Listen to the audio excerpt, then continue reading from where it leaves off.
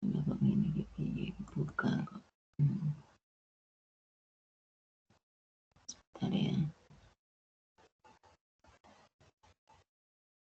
Anda bisa lihat filenya. Di situ sudah Ibu unggah baru saja. Nah, ada di sini. Masya Allah. Nah, dari Teams. Ya. Struktur histologi urinaria. Ini.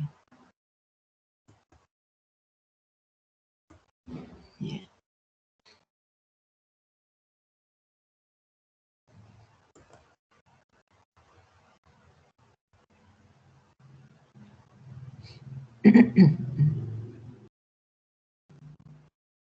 Ya. Sistema urinaria sistem yang terdiri dari organ-organ yang berperan di dalam pembentukan urin, ya. Jadi ginjal dan salurannya, kemudian ginjal dan salurannya ada ureter, ya, ginjal dan ureter, serta vesika urinaria dan uretra. Dan ini kita lihat dari aspek struktur histologi. Sistem urinaria, ya ini yang tadi Ibu sampaikan, ren dan ureter, vesika urinaria dan uretra. Jadi bagaimana struktur histologi dari kedua organ ini. Organ utama ren dan vesika urinaria serta salurannya. Ren adalah tempat filtrasi dan transport dalam pembentukan urin. Jadi untuk filtrasi, untuk saring dan transportnya. Komponen organ lain yang menghantarkan urin keluar. Ya. Ini termasuk nanti jadi bahasan. Salurannya itu tadi, ya. Lalu kita lihat struktur ren. Struktur histologi. Sebelum ke situ kita lihat struktur anatominya. Ya. Jadi kalau histologi itu kan anatomi kecil, mikroanatomi. Kalau yang lawannya adalah anatomi yang biasa kita di mata kuliah anatomi itu adalah makroanatomi. Ya. Jadi ini dibagi, ya. Struktur ren itu berbentuk kacang merah. Kita sudah tahu semua, ya. Hilus di bagian medial tengah. Lalu dilapisi kapsula fibrosa yang tebal. Nah, tuh pada bagian hilus, ya, merupakan tempat masuknya ke dalam, ya, ini melipat ke dalam untuk melapisi rongga. Jadi kapsula fibrosa yang tebal tadi melipat ke dalam melapisi rongga internal sinus renalis. Berisi pembuluh darah dan ureter melalui hilus, ya, kemudian bercabang.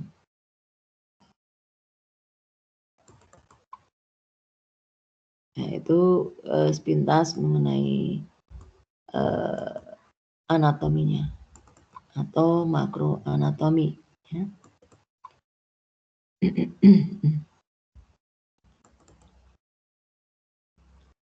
Kemudian kita lihat berikutnya, ini masih yang ini dulu deh, ini dulu aja.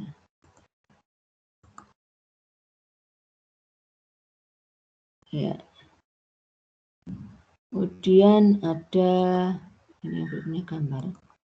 Ya, alhamdulillah bisa. Gambar ren secara anatomis penampang membujur. Ya. Jadi mengingatkan kembali, ya, bahwa ren seperti ini.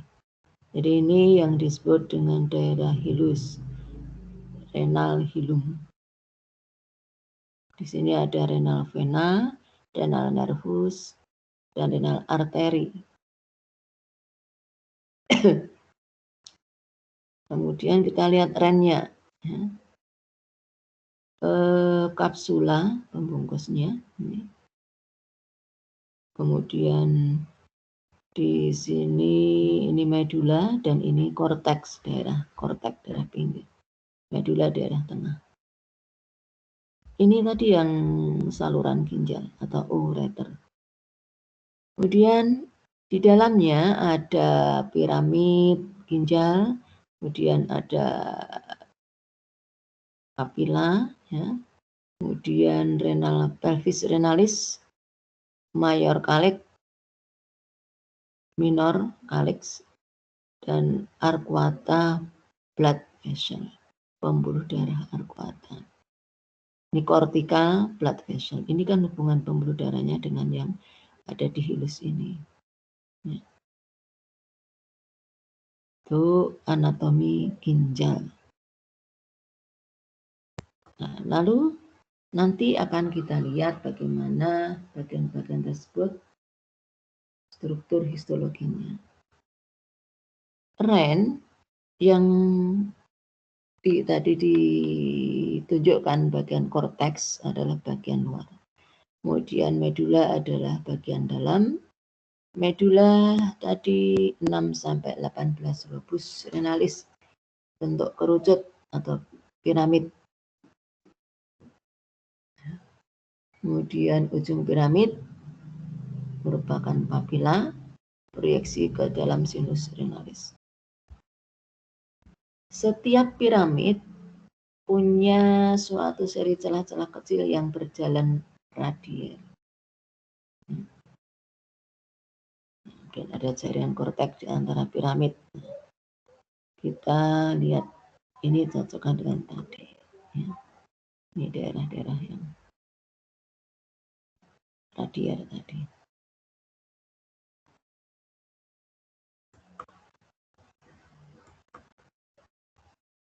Ureter atau saluran ginjal itu memasuki sinus renalis yang lebar membentuk ruang pelvis renalis. Pelvis renalis sendiri bercabang 2 calyx mayor. Ya, calyx mayor membentuk 4-5 calyx minor yang berbentuk cangkir.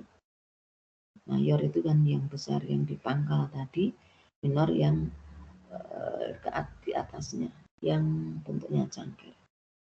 Yang calyx minor mengelilingi papila dari satu piramid renal. Lalu ductus dalam papila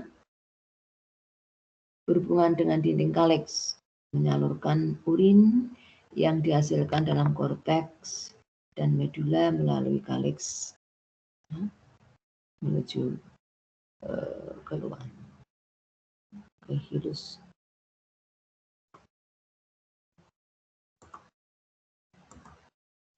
Ke daerah ureter, ya, akhirnya ke sana.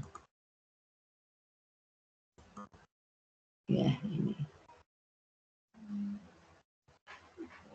diperhatikan ya, yang ini secara keseluruhan. Ya.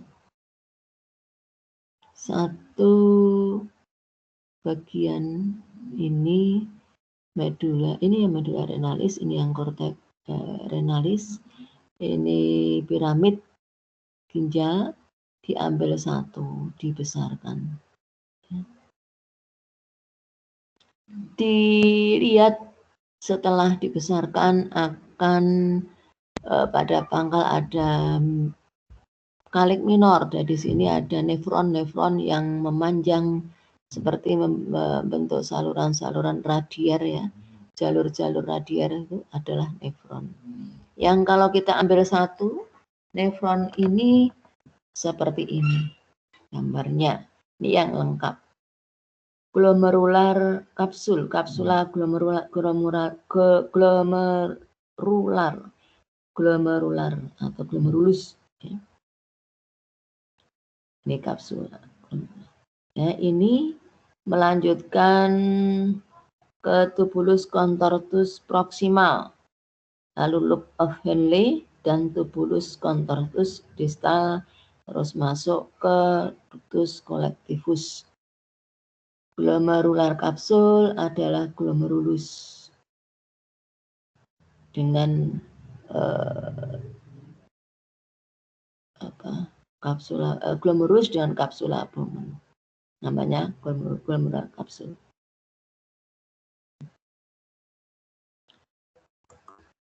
Ya, itu tadi anatomi. Nah, sekarang kita lihat bagaimana histologinya.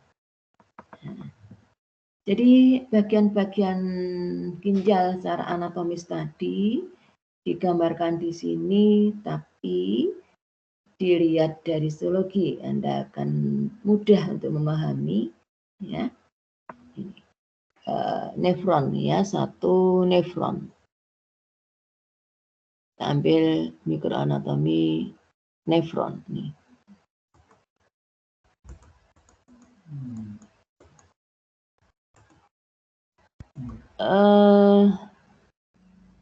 Nefron yang di sini adalah kapsula glomerular tadi, ya. Jadi dibesarkan di sini epitelium glomerular seperti ini. Ini ada kapiler, ya. Kemudian epitelium kapsuler. Lalu ada ruang kapsuler dan kemudian glomerulus. Semuanya ini namanya kan corpusculum renalis. Bulatan ini corpusculum renalis. Nah, kalau diiris melintang gambarnya seperti ini. Ya. Kemudian berlanjut pada ini dulu. Tubulus contortus proximal. Nah, ini diiris melintang, akan kita dapati gambaran bulat, ya. Kemudian ada epitel-epitel yang ada di permukaannya, permukaan dalam ini, ya, dengan mikrofili. Kalau melihat seperti ini, ya, ini ada nukleus, ada mitokondria. Bentuk epitelnya ini kelihatannya agak memanjang, ini agak beda kalau ini kuboid. Ini agak kuboid tapi agak panjang. Dia ada mikrofilinya, ya. Lalu lengkung of Henle, look turun. Yang turun coba. Nah, tipis. Ya, ini epiteliumnya pipih. Kemudian lengkung of Henle turun. Nah, ini naik, ini mesti naik ini, ya. Ini naik, lengkung turun. Ya, ini yang turun ini, tapi yang ini yang naik diiris gambarannya kuboid. Tadi pipi ini kuboid. Sekarang kita beralih pada tubulus contortus distal. Diiris melintang kelihatan epitel kuboid, inti bulat di tengah. Ini sebetulnya tidak membulat juga intinya, ya. Tapi ini ada mikrofili, ini tidak. Lalu lanjut tubulus pengumpul. Nah, kemudian penampang melintangnya, ductus pengumpul, epiteliumnya seperti ini, masih kuboid, pendek, ya. Dan akhirnya ductus papillaris ini agak memanjang epitelnya seperti kolumner. Ya. Dari gambaran ini kita sudah bisa melihat dan menyimpulkan bahwa ada perubahan struktur epitel yang sepanjang nefron, ya.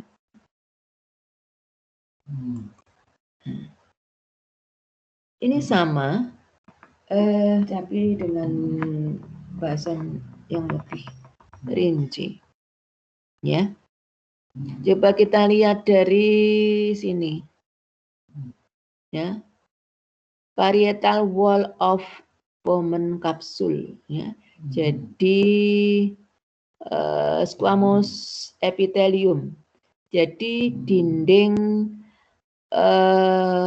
kapsula Bowman adalah epitel pipih.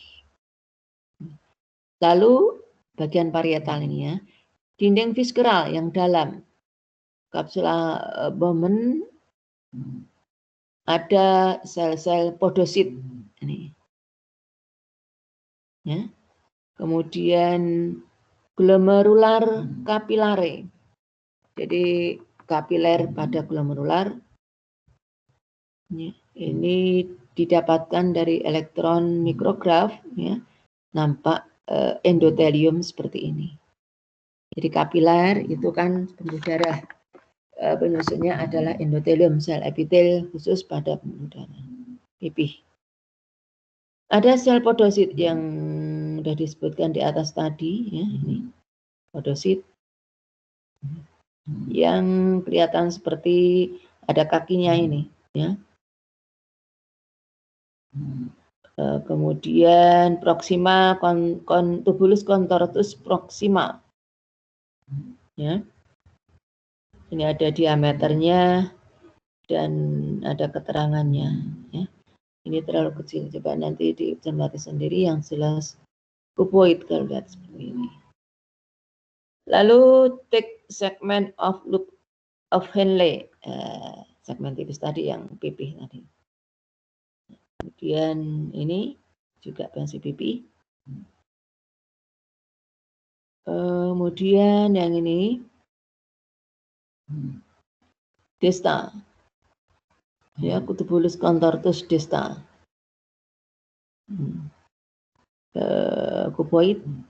Ya, jadi ciri-ciri epitel cuboid itu intinya bulat, misalnya memendek.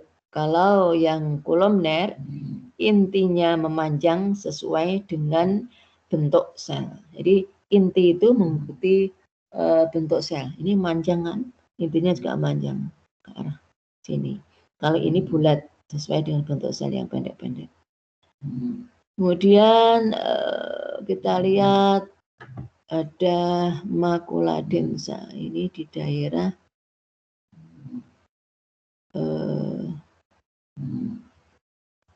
sebentar, ini makula densa di sini. Jadi di satu titik di dekat kapsula Bowman. Kemudian desta sudah. Straight collecting ductus, ductus collectivus, cuboid pendek ini. Lalu collecting ductus dengan kolumner epitel yang memanjang ya. Nah, ini ductus bellini. Ductus bellini yang ini ya. Yang collectivus berarti yang ini. Sudah agak tinggi tapi masih kelihatan cuboid kali ini. Ya.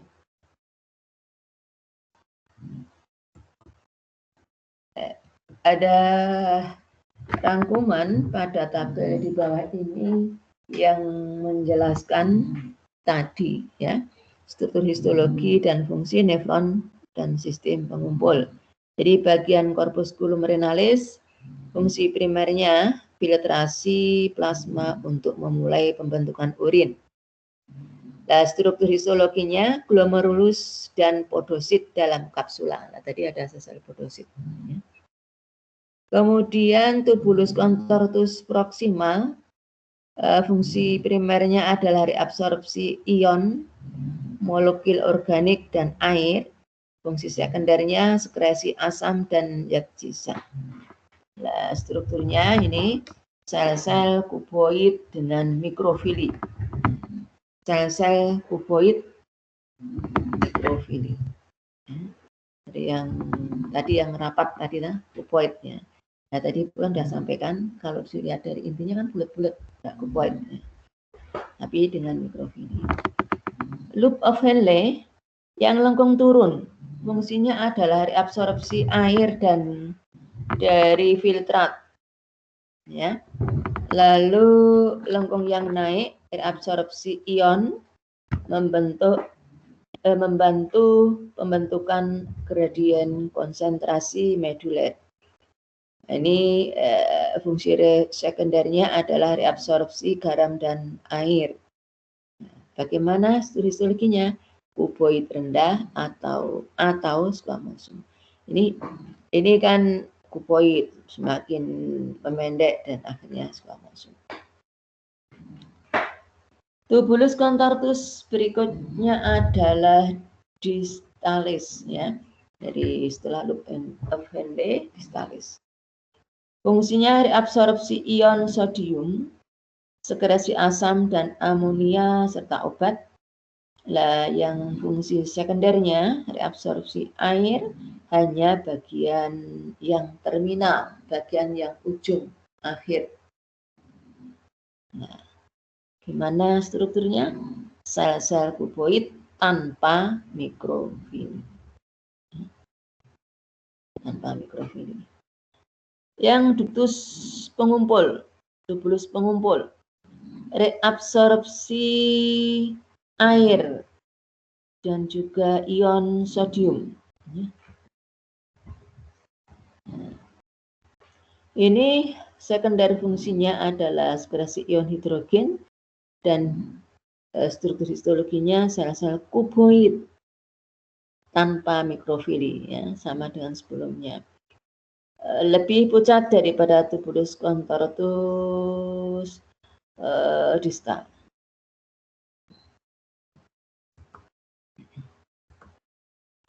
Kemudian ductus pengumpul.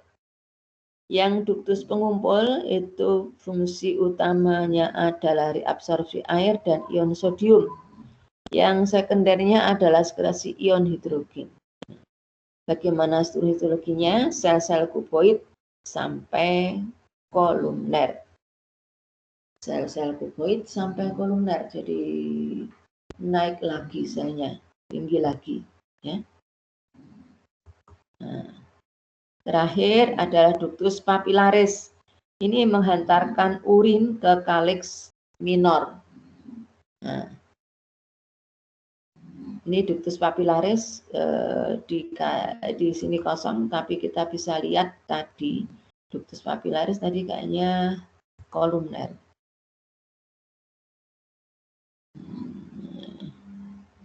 Kolumner.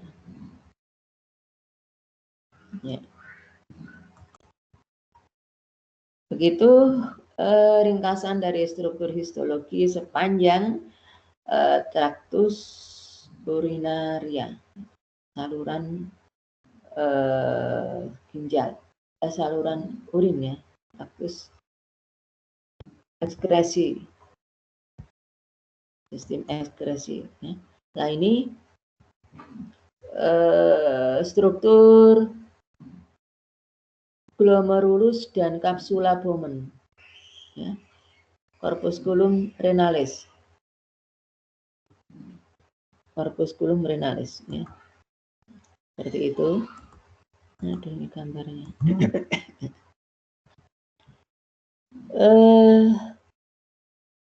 Struktur 3 dimensi dari nefron, ya.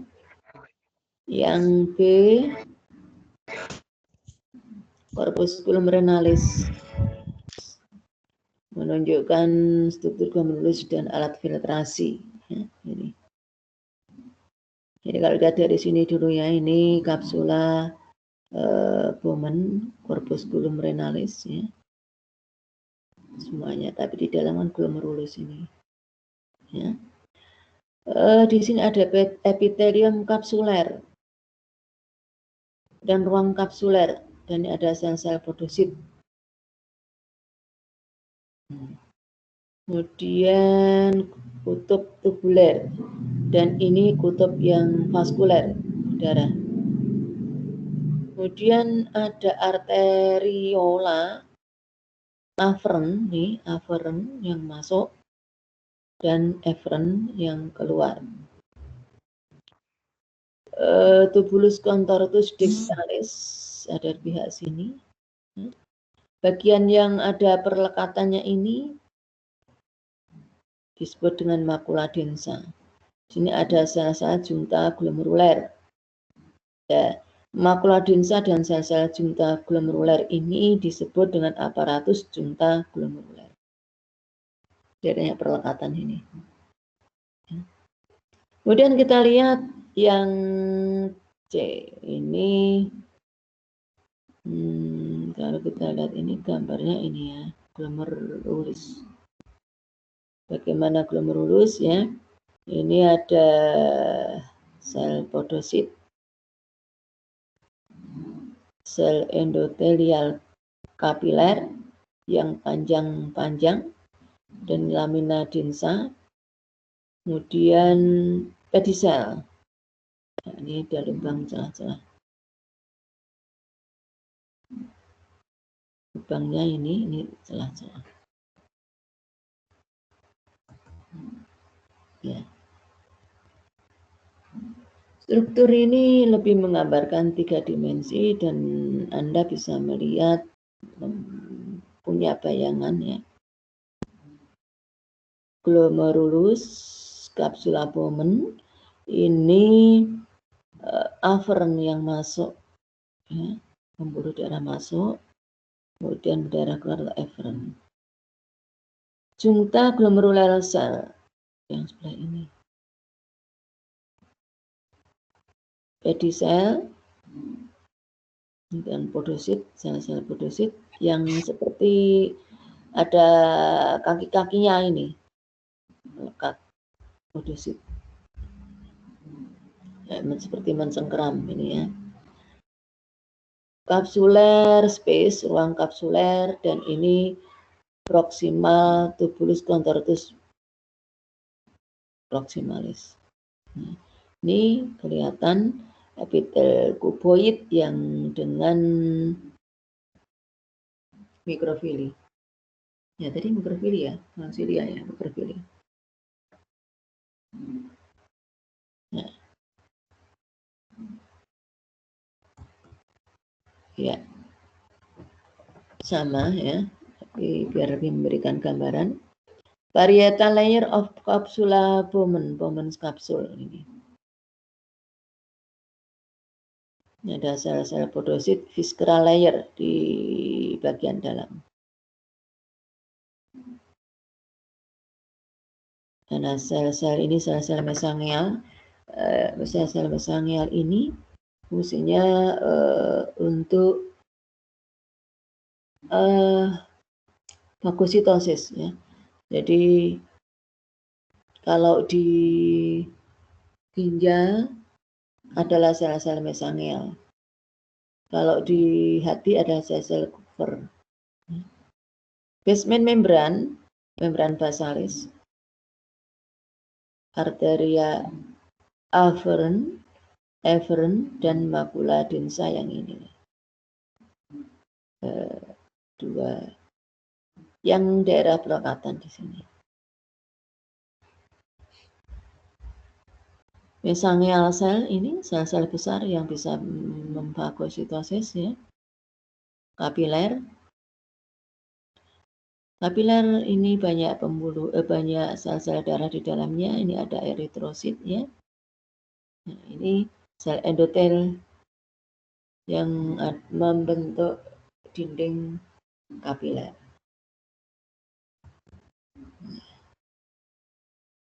Corpusculum renalis, struktur ya, proses filtrasi dengan 3 penghambat fisik. Lihat buku ajar. Nah, ini buku ajar mungkin masih ada di UPC ya, struktur perkembangan hewan. Ya, jadi dulu histologi itu mata kuliahnya jadikan satu dengan embriologi, namanya struktur perkembangan hewan. Jadi kita dulu udah bikin buku ajar.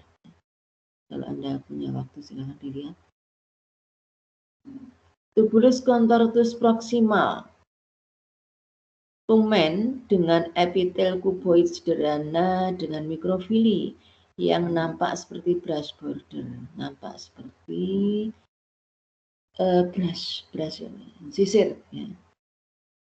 Jadi seperti garis bingkai sisir ya, dari brush border, batas yang terdiri dari sisir. Loop of Henle dan tubulus contortus distalis. Ya.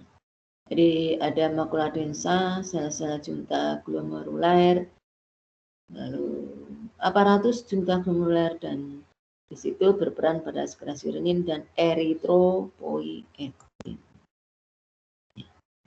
Aparatus junta glomeruler, renin dan eritropoietin. Siapa yang ingat renin untuk apa? Renin berperan pada metabolisme apa?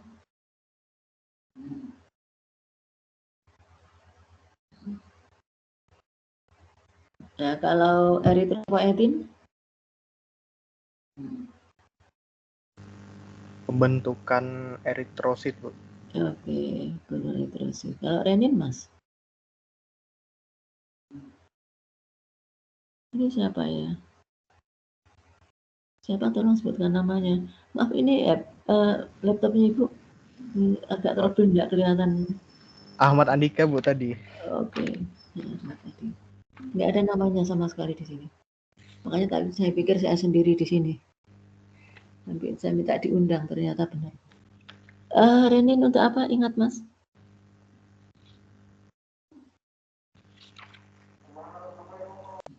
Renin? Ya. Nah, nanti dilihat ya. Renin, angiotensin, metabolisme di fisiologi. Ya.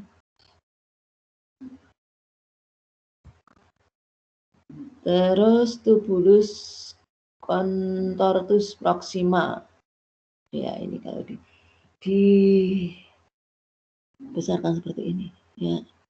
Nukleus dengan ini ada mitokondria, basement membran. Nah, ini tol mikrofili. Ini mikrofilinya panjang-panjang. Nah, distal convoluted tubule. Short sparse mikrofilia sebetulnya ada, cuma pendek dan jarang. Ya, kalau ini kan berbentuk brush border ya, jadi kayak sisir. Ya, diwut-diwut bahasa Jawa. Kalau ini kan jarang-jarang. Lalu berikutnya, nah, preparat korteks dan medula atas dari renalis. Tubulus contortus, ini yang jelas, yang ini glomerulus. Ini dulu glomerulus. Ya, jadi kalau melihat preparat ginjal bulat-bulat ini, benar apa mudah dijadikan glomerulus. Kemudian tubulus contortus proximal dulu ya, baru yang distal. Nanti identifikasinya itu dari epitelnya dan dari lokasinya.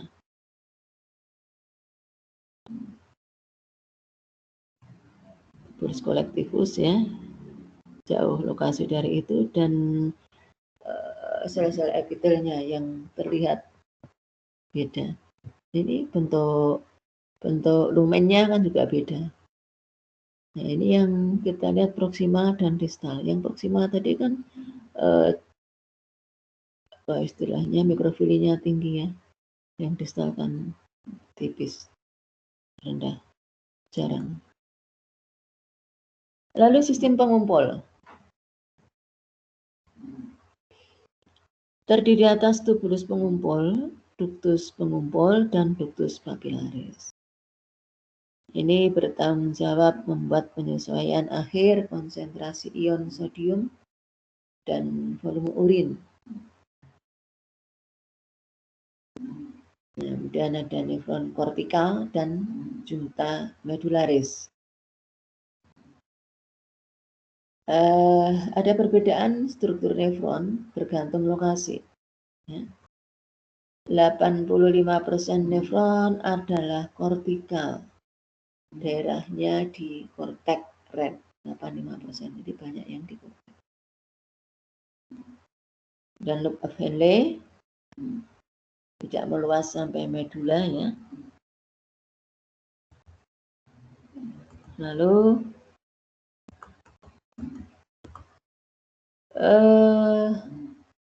nefron jungka medularis ini di medula 15% saja. Letaknya lebih dekat medula tengah ya, meluas ke dalam piramid renalis.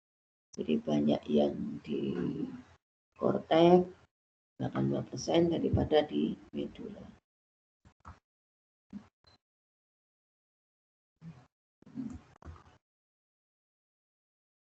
Sekarang setelah dari ginjal kita lihat ureter. Terdiri atas beberapa lapisan ya, lapisan mukosa, muskularis dan adventisia. Coba Ibu tanya, ini kalau mukosa, muskularis, adventisia ini berarti dari dalam keluar atau dari luar ke dalam?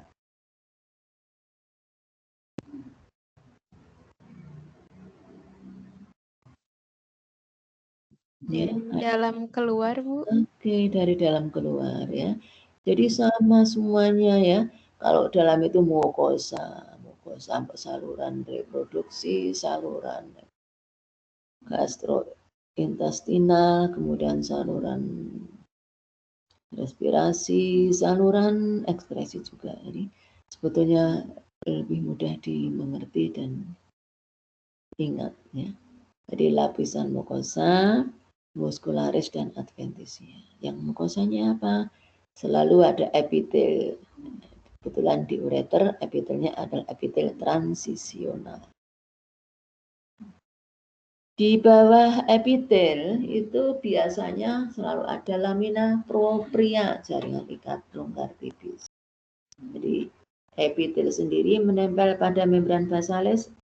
Membran basalis sendiri itu sebetulnya juga jaringan ikat longgar tipis, kecil, tipis, ya. Khusus bantalan epitel. Nah ini yang lamina propria lebih banyak, lebih besar, lebih tebal. Tapi ini juga longgar, ya, jaringan ikat longgar. Kemudian tidak ada muskularis mukosa. Di dalam lapisan mukosa tidak ada lapisan sel. Otot, tidak ada muskularis otot. Langsung setelah itu lapisan muskularis, lapisan otot yang bagian dalam longitudinal yang dekat dengan lumen longitudinal, kemudian yang luar adalah sirkuler. Yang longitudinal berarti lapisan otot memanjang. Ya, kalau sirkuler berarti melingkar.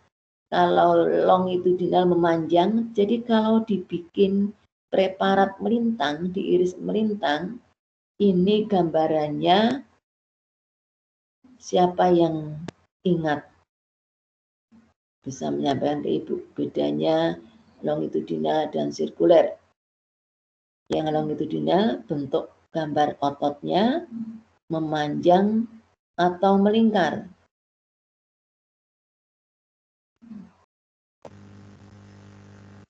Diambil Longitudinal itu memanjang, Bu. Kalau sirkuler memanjang. Saya sebentar. Lah, ototnya kan memanjang toh? Ya kan?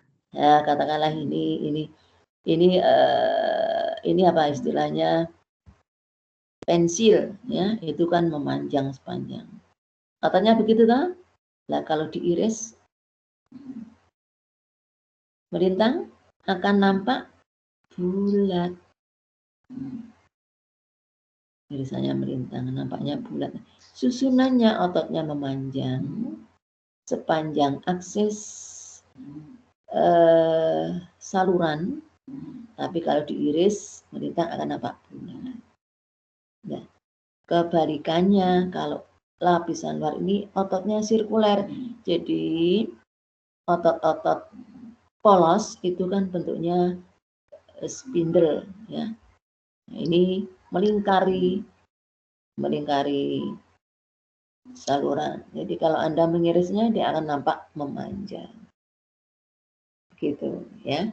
Jadi ini akan terlihat pada gambar struktur preparat itu seperti itu. Logikanya begitu ya. Asal usulnya kalau susunannya memanjang sepanjang pembuluh, dia naik diiris itu ya mesti bener gitu. Nah, bisa dimengerti ya. Ini untuk semuanya. Iya, Bu. Untuk semuanya. Dari struktur histologis dari awal sampai akhir sistem apa saja itu mesti ada ini nanti. Nah, ini seperti itu. Kemudian ureter, bagian yang lebih rendah. Ya. Bagian yang lebih rendah setelah otot sirkuler. Setelah otot sirkuler, mana tadi? Terdapat lapisan otot longitudinal. Ya, jadi ada longitudinal lagi. Ketiga lapisan otot tersusun longgar dan terdapat jaringan ikat di antaranya. Ini khusus ureter ya. Jadi ada lapisan otot berikutnya. Jadi longitudinal, sirkular, dan longitudinal. Ketiga lapisan otot yang longgar dan terdapat jaringan ikat di antaranya. Lalu lapisan adventisia terdiri dari jaringan ikat longgar. Ya, ini pembungkus ya, dan ada di luar sendiri. Jaringan ikat longgar juga. Jadi dia biasanya melekatkan pada jaringan yang lain. Ini adventisia.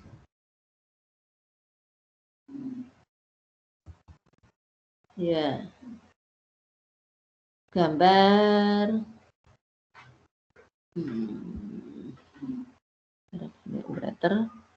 ureter dari hewan ya. Lihat muskularisnya ini ya. Kemudian jaringan malah ini lamina proprianya, epitelium transisionalnya. Ini yang spesifik di ureter itu kan adanya transisional epitelium. Ureter maupun uretra. Vesika urinaria. Ini vesika urinaria. Maaf, Anda tidak di situ apa ini? Vesika urinaria atau ureter? Ini apa? Ureter? Ureter apa ini? Coba tolong sebutkan salah satu. Ureter apa ini? Ureter kucing. Kucing. Ureter kucing, Bu. Oke. Ureter kucing ya. Tapi bisa mewakili lah ya ureter kucing. Nah, ini kalau kita lihat muskularis ya, bentuk otot-ototnya ini. Lalu berikutnya ureter juga. Terdiri dari luar ke dalam 3 lapisan, tunika adventisia, tunika muskularis berisi 2 lapis otot, dan tunika mukosa dengan epitel transisionalnya. Ini preparat yang bagus ini. Meskipun tidak begitu jelas. HE, baktosilin iosin. Epitel transisionalnya, kemudian jaringan ikat, fibroelastik, dan adipos. Lamina propria, ini di bawahnya. Otot longitudinal dan otot sirkuler. Ya. Otot sirkuler yang ini. Otot longitudinal ini kelihatan bulat-bulat ya. Sirkulernya memanjang seperti Ibu sampaikan tadi.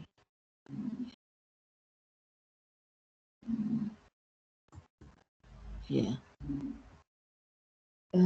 Ureter tadi. Sekarang vesika urinaria. Ya. Epitelnya epitel transisional. Ini spesifik dan paling mudah kita memberikan contoh epitelit transisional ada di vesika urinaria spesifik. Jadi dia itu sesuai dengan kondisi, kelihatannya berlapis tapi tidak, dia akan meregang ketika isinya penuh dan longgar ketika tidak ada isinya. Nah, itu memberikan struktur yang berbeda. Kemudian lamina propria, lalu 3 lapis otot, tunica adventitia. Jadi ketebalan epitelnya bervariasi tergantung tingkat distensi organ. Ya. Ketika penuh isi maka akan menekan sehingga epitelnya menjadi selapis. Ketika kosong maka kelihatan seperti menumpuk, seperti ada yang beberapa lapis, ada seperti kayak yang seperti payung gitu ya, seperti memberikan lapisan yang tambahan. Lalu lapisan muskuler susunannya tidak teratur dan ada tunica adventitia yang terdiri dari jaringan fibroelastik. Jaringan fibroelastik itu ya banyak serabut elastiknya dan fibroblasnya di situ. Itu kenapa fibroelastik? Karena elastiknya begitu banyak, dominan ya, dalam tanda petik ya, dominan sehingga kelihatan. Bentar ya.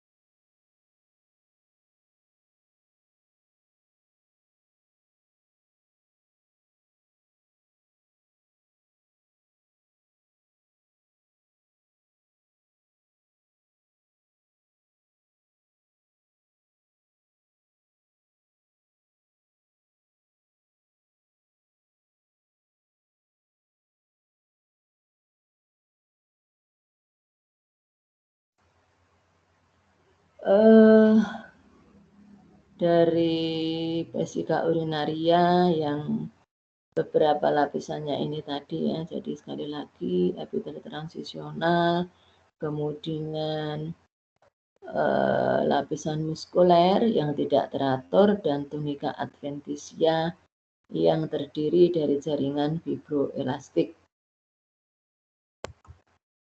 Nah, vesika urinaria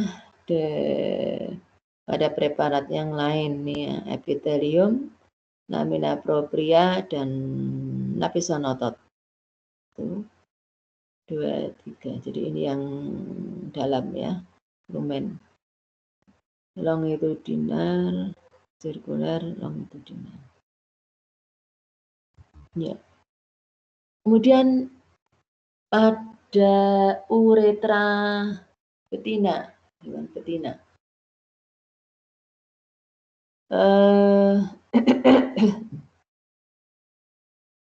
Lapisan epitel ya, terdiri dari lapisan epitel, kemudian jaringan pengikat dan lapisan muskuler.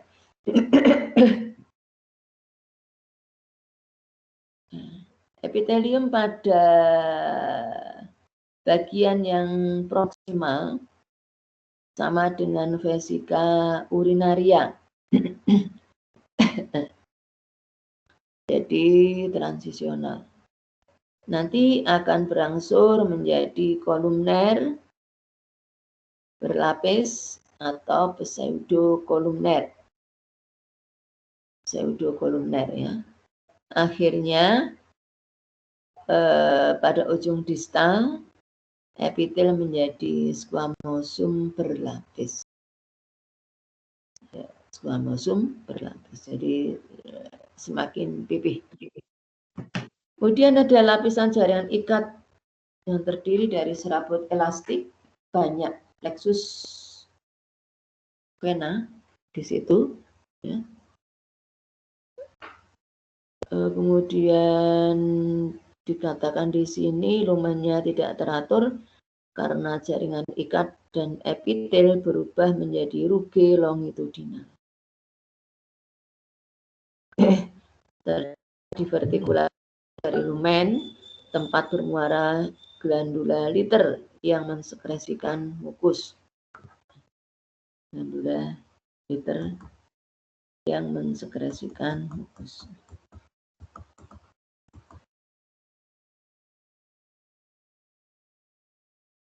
Lapisan muskularis, dua lapis otot polos bercampur jaringan ikat. Yang lapisan dalam longitudinal dan yang luar adalah sirkuler. Lalu ujung distalnya uretra, terdapat muskulus sphincter. Ya, jadi otot sphincter pada ujung distal.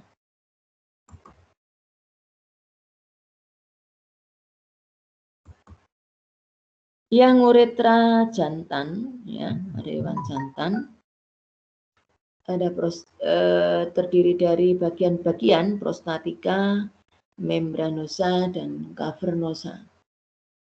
Yang bagian prostatika, ujung proksimalnya humuluh, jadi struktur dan fungsinya sama dengan uretra betina, humuluh dengan uretra betina, baik strukturnya maupun fungsinya.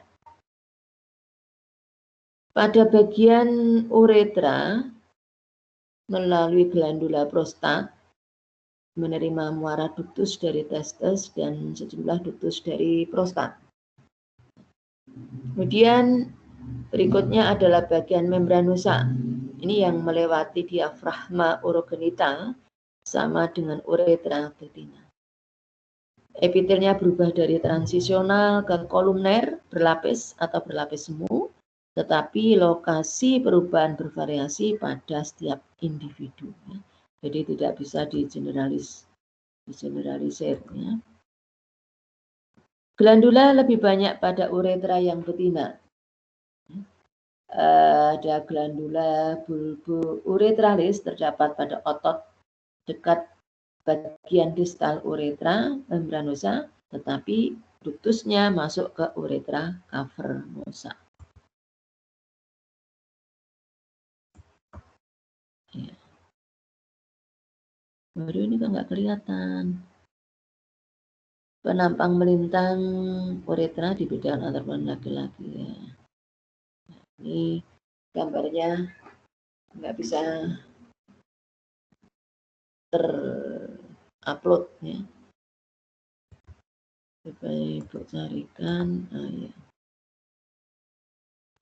Jadi dari keterangannya kita bisa lihat dibedakan antara perempuan dan laki-laki ya. Pada perempuan epitel transisional, squamosum kompleks, tunika mukosa ya. 3 lapis otot, muskulus longitudinal, muskulus sirkular, dan muskulus sphincter. Ada tunika muskularis, lalu tunika adventitia. Lalu pada pria ada pars prostatica, membranosa, spongiosa. Untuk tunika muskularisnya sama. Tidak kelihatan sayangnya. Ya. Kita lihat bagian cavernosa. Bagian terpanjang uretra terdapat dalam penis. Epitel pada ujung distal menjadi squamosum, berlapis dengan jaringan ikat papile yang berkembang baik. Lalu lamina proprianya mengandung banyak plexus, pembuluh darah, dan membentuk corpus cavernosum uretrae. Corpus cavernosum uretrae. Ini mengandung banyak sekali glandula liter ya. Kemudian lapisan ototnya pecah menjadi kelompok otot-otot yang tersebar. Ya. Ini bisa di-upload nih. Penampang potongan melintang dari transversal dari penis, ya, perwarnaannya HE ya. Purpura cavernosa ya. Kemudian di uretra.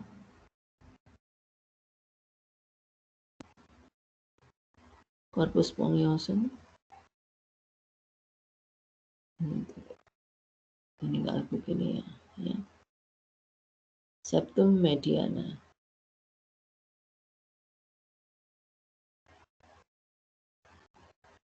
Uretranya sini ya. Ini kalau banyak pembuluh darahnya kan di sini. Ya. Itu yang tadi maksudnya ada gambar penis terdiri dari corpora cavernosa yang berisi pembuluh darah dan corpus spongiosum yang ujung distalnya akan melebar bentuk glans penis. Ini yang ditutupi oleh kulit yang dapat ditarik disebut dengan prepucium yang ketika sirkumsisi prepuciumnya diambil. Ya. Preparat uretra. Sayangnya nggak jelas-jelas yang seperti ini epitel, lumen epitel. Pseudo transisional dan yang terakhir tolong di apa istilahnya dibahas sendiri. Tuliskan perbedaan antara tulis contortus proxima dan distal gambar histologi. Perbedaan antara ureter dan uretra, jantan dan betina gambar histologi. Ya. Ini untuk mengevaluasi, tolong nanti Anda kerjakan sendiri. Ibu tidak akan memberikan tugas dan barangkali nanti mungkin suatu ketika minggu depan atau kapan nanti nggak usah tugas ya. Tapi dari sini Ibu harapkan Anda tahu bagaimana bagian-bagian yang penting untuk dikuasai. Ya, oke. Materi struktur histologi sistem ekskresi urinaria sudah aku sampaikan, sudah selesai. Mungkin ada yang mau disampaikan? Waktunya 10:20. Pas hampir tinggal sedikit. Ada 7 menitan. Ya. Kalau sudah tidak ada, Ibu tutup. Nanti kita lanjutkan minggu depan dengan pokok bahasan yang lain dan masih perlu saya sampaikan yang mungkin Rabu Ibu tidak bisa, nanti saya koordinasi dengan Mbak Amel ya. Jadi kelihatannya Anda kalau saya ajukan Selasa bisa ya. Alternatifnya ke sini aja. Demikian, sampai jumpa minggu depan. Selamat siang. Wassalamualaikum warahmatullahi wabarakatuh. Waalaikumsalam warahmatullahi wabarakatuh. Terima kasih, Bu. Terima kasih, Bu. Terima kasih, Bu. Terima kasih, Bu Ati.